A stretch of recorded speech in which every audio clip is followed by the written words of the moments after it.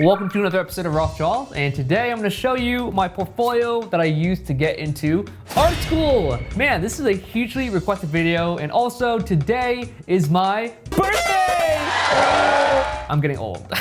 But I was about 17 when I created this portfolio, and I applied to only one school, Art Center College of Design. At the time, this was considered the Harvard of art schools. A lot of my favorite artists that I looked up to graduated from here, like Kang Lee, Craig Mullins, Avon Earl, James Gurney, and so I wanted to follow in their footsteps. Disclaimer.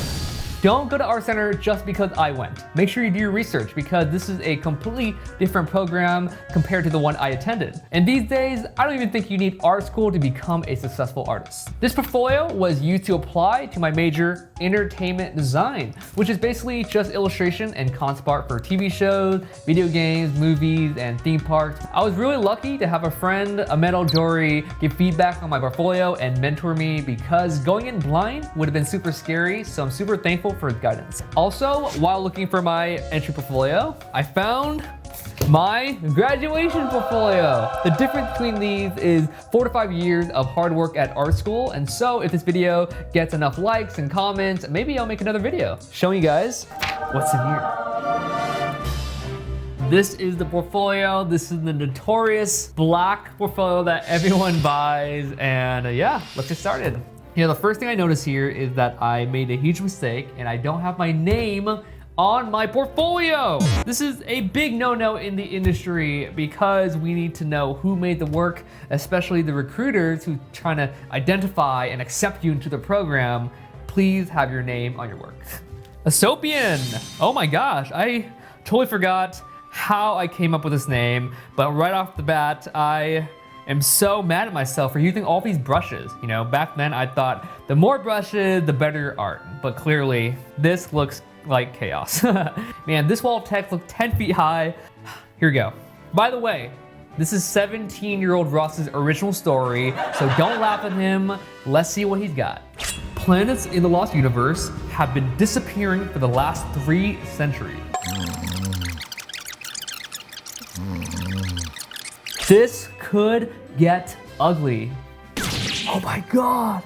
Long story short, the main character, Luna, resides on this planet by herself, Asopian, and she's protecting her planet from this greedy queen who's invading the universe and just destroying all the planets, extracting each planet's life source and crystals, and super original, I know. All right, Luna. This is the main character of my story, and I think she looks super cool. Still, you know? Look at this page. I was hugely inspired by Night Elves from Warcraft. I played a lot of Dota, and so I can really feel that Night Elf energy. I think this is a successful page because it shows the thought process of how I arrived at her design. I think it's good that I explored with kind of simple thumbnail, you know, a lot of positive and negative shapes, and then I kind of picked one and I explored it further. I think it's also good to include several mediums inside your work. It just gives it more flavor, you know, have some traditional drawings, have some digital drawings. I've seen portfolios with watercolor, with charcoal, with pastel. If your portfolio is all one note, you're missing out on some opportunity to show who you are. You know, there's different layers to your personality, different layers to your skill sets. So this is a chance for you to display it in your body of work. I think it's good to have some concept of drawing where you're drawing through. This is a popular term in the industry, kind of like an X-ray blueprint, because in the real world, you'll send off your final designs to the 3D modeler for them to model and insert into the game, into the movie. Ooh, Luna has a sick ass mount. Look at this, guys. Yeah, I think this is a really successful page because it shows my inspiration, you know, my research, my ideation, and then also the final designs again. One misconception about art and design is people think you have to make up everything inside your head, that it wouldn't be legitimate if you kind of use reference or inspiration. And so I think that's a myth. And I think using cultures and rich history can really add a level of relatability to your designs. You know, it helps grounds it a little bit.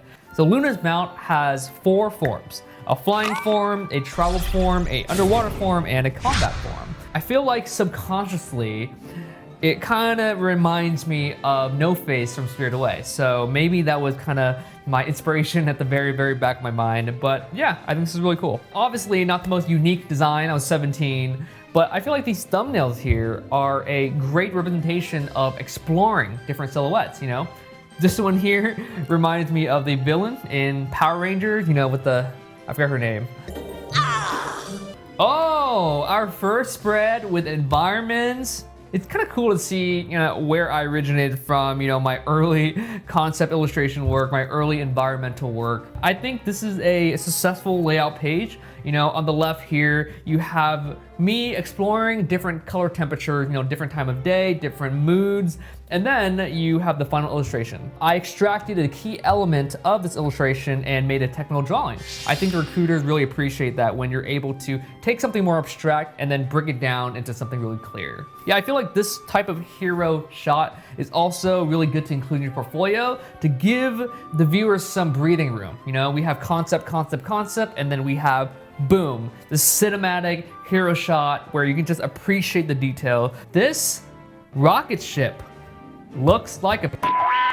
We're halfway through the portfolio, and it's a great time to announce that next month on Digital Art Bootcamp, our special guest artist is TV Choi. She's so skilled. She's worked with clients like Netflix, Riot, Blizzard. She's teaching 2 classes with us, drawing characters in perspective and character design for video games. It's gonna be an awesome class, so if you want to attend, more sign up info on patreon.com/RossDraws. And second mini announcement, Black Friday is coming up, and last year we had 20% off the whole entire store.